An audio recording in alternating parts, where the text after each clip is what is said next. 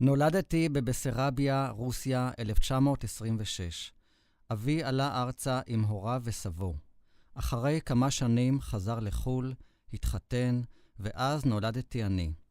אחי ישראל נולד אחריי, והוריי עלו ארצה עם 2 ילדים קטנים, והתיישבו בעיר תל אביב, בה גרו סבא וסבתא שלי מצד אבא, וכן סבו של אבי. הלכתי בתל אביב לגן ילדים דוגמה, ולמדתי לאחר מכן 8 שנים בבית הספר לבנים על שם אחד העם. משפחתנו, משפחת פועלים, התקיימה בצמצום רב מעבודתו של אבי, באריזת פרי הדר בחורף, והכנת ארגזים ותיקונים בקיץ. מספר שנים גרנו בדירה קטנה וצרה, ללא חשמל, והשירותים היו בחוץ. לאור עששית למדתי והכנתי שיעורים, ולמרות המצוקה, הקפידו הוריי שיהיה לי בגד נקי ומתוקן ללבוש ונעליים לנעול. מוריי היו מטובי המורים בארץ, סופרים ומשוררים ואנשי רוח. רופא בית הספר שלי היה המשורר שאול צ'רניחובסקי, והמורה לספרות יהודה בורלה. את המשורר חיים נחמן ביאליק הלכנו לבקר ביום הולדתו מדי שנה, ואצל הצייר נחום גוטמן ביליתי שעות רבות באותו זמן שכתב וצייר את הסיפור על לובנגולו מלך זולו ותעלומת הארגזים, וכך ידעתי תמיד את הסיפור שהופיע בהמשכים בדבר לילדים לפני חבריי מבית הספר. גרנו לא רחוק מגבול יפו, ובאותן שנים היו מאורעות הדמים בינינו לבין הערבים, ואבי היה יוצא לשמור מטעם ההגנה 2 בשבוע. המצב הכלכלי באותן שנים היה מאוד קשה, ומשפחתנו הסתפקה במועט, אך הבית היה נקי ומבהיק, והקפדנו על קיום המסורת היהודית בחגים ובמועדים. סבי, סבתי ודודתי עלו ארצה, ואז גם מצד אמי התרכזה כל המשפחה, מלבד דוד אחד שלי, אח אמי, שעבד לאחר מכן בשואה. הם הביאו לי במתנה כינור, ואמי תפרה לו שקית, וכך שלחו אותי 2 בשבוע ברגל לצפון תל אביב ללמוד נגינה. באותם ימים הצטרפתי לתנועת הצופים, והשתתפתי בפעולות 2 בשבוע. בתנועה היה מעניין, ולמדנו צופיות, ציונות, שירה וריקודי עם. הייתה לי תלבושת עם עניבה, כובע וסמלים, והייתי גאה על כך. יצאנו למחנות קיץ על שפת הירקון, ורחוק יותר לרמת גן. הרבה חברים וחברות הכרתי בצופים, ולאחר שבגרנו, נפגשתי איתם בפלמ"ח, בצבא, ואת חלקם ליוויתי לבית הקברות. מלחמת העולם השנייה וגורלם של מיליוני היהודים שנספו בשואה השפיע עליי קשות. באותם שנים למדתי את מקצוע החשמל בבית הספר המקצועי על שם מקס פיין, שהיה בית הספר היחידי בתל אביב ללימוד מקצוע. כל יום בדרך לבית הספר התעכבתי ליד קיוסק וקראתי את העיתונים. בבית לא היה עיתון, כי לא יכולנו להרשות לעצמנו את הדבר. הכותרות השחורות על הרג אלפי יהודים בפולין השפיעו עליי מאוד, ורציתי לעשות משהו, ללחום בנאצים. אלפים מצעירי היישוב העברי בארץ התגייסו לשורות הצבא הבריטי כדי ללחום בנאצים. אבי התגייס אז גם הוא. אני נשארתי הבוגר בבית וסיימתי את לימודיי בבית הספר וקיבלתי תעודת הסמכה. ואז פניתי יחד עם חברי לחיל האוויר הבריטי שיגייסו אותנו במטרה לעבור קורס טייס ולהצטרף לשורות הלוחמים של טייסי ה-RAF שהפציצו את גרמניה מדי יום. עברנו את כל המבחנים והמבדקים וקיבלו אותנו לקורס יוקרתי זה. לפני כן חילו אותנו ולבשנו מנדים כחולים של חיל האוויר הבריטי. מירושלים העבירו אותנו לקהיר ומשם ברכבת לעיר בלוויו ברודזיה. שם היה בית הספר לטיסה. שם פגשתי בעזר ויצמן ודן טולקובסקי שהיו בשני קורסים לפניי והיינו אז הארץ ישראלים היחידים. 6 חודשים של אתגרים ועניין רב עברו עליי ברודזיה, והגעתי כמעט לטיסת סולו על מטוס דו-כנפי טייגר מוט. בארץ התחולל בינתיים מאבק נגד הבריטים על ידי האצ"ל והלח"י, ואז נרצח המושל הבריטי של המזרח התיכון, הלורד מוין, בקהיר על ידי 2 לוחמי הלח"י, והחריף המצב בין היישוב העברי והבריטים. אני וחברי היינו קורבן לכך. עזר ויצמן ודן טולקובסקי, שניהם מפקדי חיל האוויר שלנו לשעבר, כבר הטיסו מטוסי ספיטפייר בהגנה על לונדון, אך לי ולחברי לא נתנו להמשיך ולסיים את הקורס, ואנחנו עפנו משם עם דמעות בעיניים, אך שום דבר לא עזר. ואותי העבירו ליחידה טייסת 88 של ה-RAF, שחנתה באבו קיר על יד אלכסנדריה שבמצרים, ואת חברי ליחידה אחרת על גדות תעלת סואץ. עשיתי קורס של חשמל מטוסים, ושירתתי בתור חשמלאי מטוסים בטייסת שנדדה דרך המדבר המערבי, לוב, טוניס ומרוקו. ולאחר הפלישה של הבריטים לאיטליה, עברנו לסיציליה ועד צפון איטליה הגעתי עם הטייסת שהתפרסמה בקרבות האנציו, והייתה המטריה האווירית של הטור המערבי של בנות הברית בכיבוש איטליה כולה. ואז נכנעה גרמניה הנאצית, ולאחר פירוק היחידה הועברתי לקהיר, ולאחר 3 שנות שירות שוחררתי ובאתי הביתה. במקום חופשת שחרור נסעתי לקיבוץ יגור, שם היו חבריי מן התנועה בשירות הפלמ"ח, ומשם לא חזרתי הביתה. גויסתי לפלמ"ח ונכנסתי לתקופת אימונים קשים על מורדות הכרמל, כשאנו מכינים את עצמנו למלחמה הגדולה שידענו שתבוא.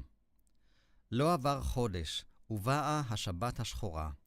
בה ערכו הבריטים בארץ חיפוש אחר נשק ואחר לוחמים של ההגנה והפלמ"ח, ויגור הייתה אחת המטרות העיקריות. 2 לפני עלות השחר העירו אותנו, ובהסתננות יחידים ברחנו מיגור לכיוון דליית אל כרמל, כשבידינו נשק האימונים. הצבא הבריטי הפך את יגור ומצא נשק רב, אך הפלמ"ח לא נמצא. ואז הועברה המחלקה לעין זיתים שבגליל מול העיר צפת. שם, ב-29 לנובמבר 1947, שמענו בחצות על החלטת עצרת האומות המאוחדות על הקמתה של מדינת ישראל, כשאנחנו קופאים מקור בעמדות השמירה. למחרת ב-6 בבוקר שמענו יריות מכיוון הכביש המוליך לצפת, וידענו שאוטובוס מותקף על ידי הערבים. יצאנו במהירות לעזרתו ועלינו על מערב, ובקרב נסיגה קצר נהרג המ"כ שלי, עמוס צורף זיכרונו לברכה. כך התחילה בשבילי מלחמת העצמאות. המשך המאורעות זרם במהירות. המצור על הגליל, הקרב על נבי יושע, הפשיטה לסאסא, כיבוש עין זיתון, המערכה הכבדה על צפת וכיבושה על ידי הגדוד השלישי של הפלמ"ח שעליו נמניתי. את כיבוש העיר צפת העניק הפלמ"ח למדינת ישראל שהוכרזה באותו יום. ואז פלשו למדינה 7 מדינות ערביות, ואותנו העבירו דרומה להילחם נגד ניתוקה של ירושלים מן המדינה. השתתפתי במבצע נחשון, לפתיחת הדרך לירושלים מן השפלה, כולל הקרב על לטרון שנכשל, דרך מבצע דני לכיבוש לוד ורמלה, פריצת המצור על הנגב, מבצע יואב, כיבוש בית חנן ומיגור הצבא המצרי בכיס פלוג'ה, משטרת נגבה, ושחרור יד מרדכי. במסלול עקוב מדם איבדתי 10 חברים שגדלו וצמחו איתי בבית הספר, בתנועה ובפלמ"ח, והם חסרים לי עד היום.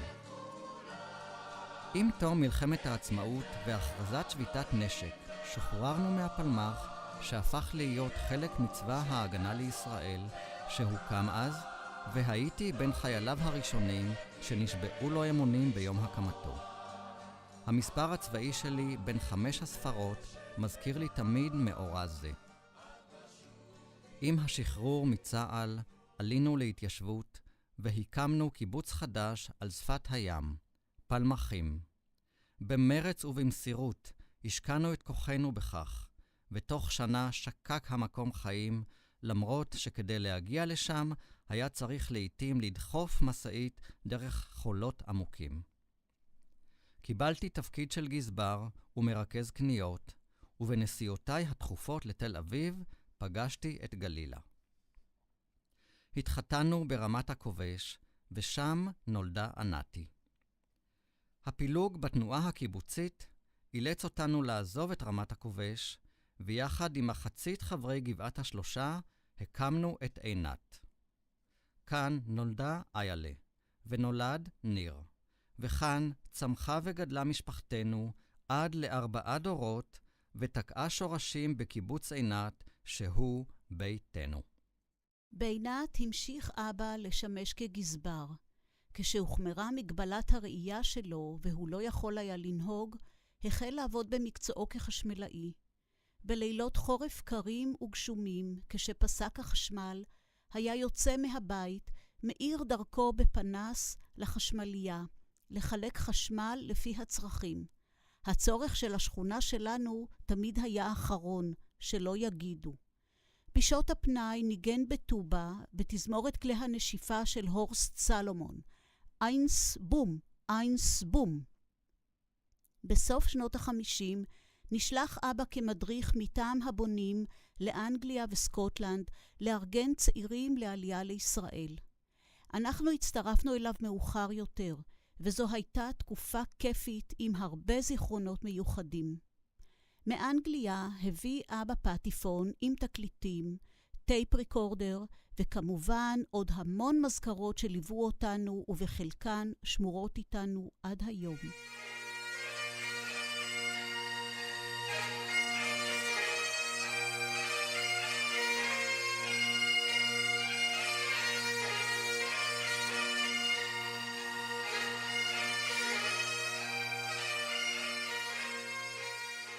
במלחמת 6 הימים קרא לו דוד ישראל לדגל לסייע בשיקום ובשדרוג מערכות המים והחשמל באל-עריש. אבא שמח מאוד על ההזדמנות, לבש מדים והתנדב. אנחנו ביקרנו אותו שם והוא עשה לנו סיור כשהוא נוהג בג'יפ. הוא היה גאה להפגין בפנינו גם יכולת זו שנמנעה ממנו כבר שנים רבות. במוחו הקודח, יחד עם סבא ישעיהו וחברים נוספים, שקד על פיתוחים ושיפורים בתחומי החיים ובתעשייה. הקמת בריכת השחייה, במאפייה הרחבת ליין המוצרים לכאלה עם חיי מדף ארוכים, בבית החרושת לנעליים סוליות הפוליאוריתן הקלות שעשו מהפכה עבור החיילים, ובאמצעי התשלום הפנימיים בקיבוץ. אבא קרא הרבה ספרות מקצועית ומימש את הרעיונות באמצעות ידע רב שרכש בעצמו. לאחר זמן החליט להשלים את לימודיו הפורמליים במסגרת אקדמית, מסלול שהתאפשר רק בגרמניה.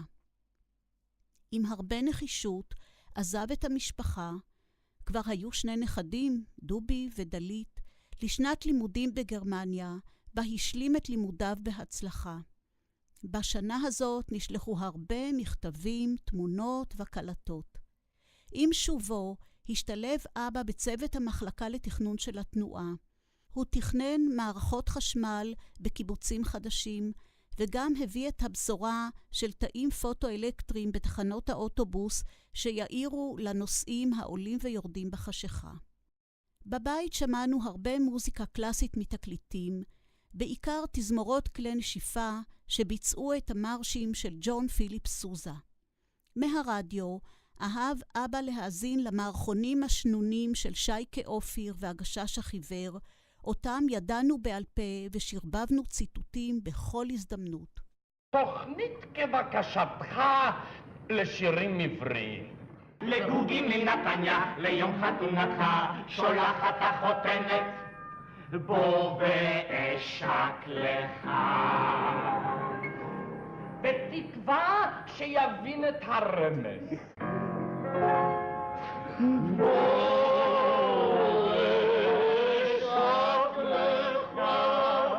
את ביתנו אפיינו האוספים המיניאטוריים של הבקבוקים ומזכרות זעירות מכל מקום בו אבא ביקר. אוספי המזכרות החלו בשליחות.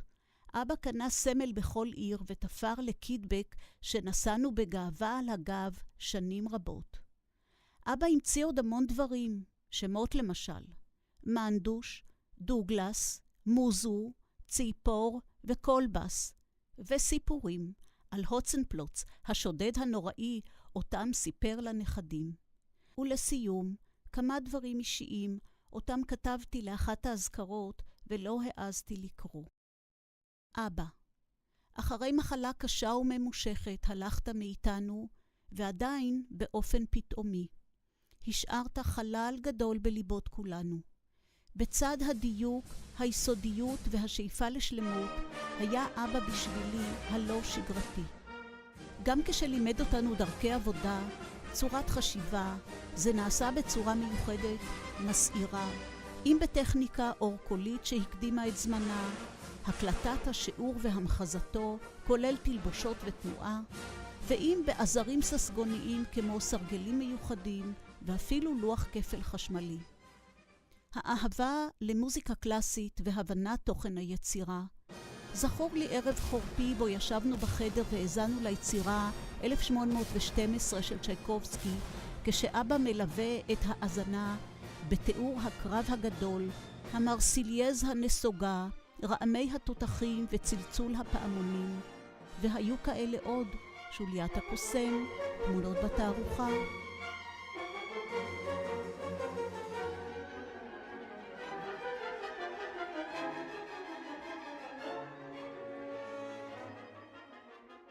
חבישה של עין מודלקת נעשתה בצורה מתוחכמת, שכללה תפירת רטייה כמו של משה דיין.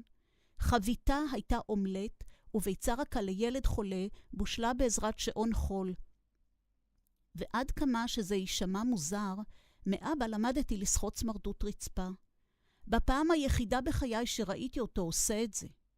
הייתה בפעולה פשטות ובעצם הרבה היגיון, ומיד אימצתי את הטכניקה. אבא לימד לאכול במסעדות, להתנסות באוכל חדש וטעמים מעניינים, שתיית יין. אבא פתח לנו פתח לעולמות אחרים ועורר בנו את הסקרנות.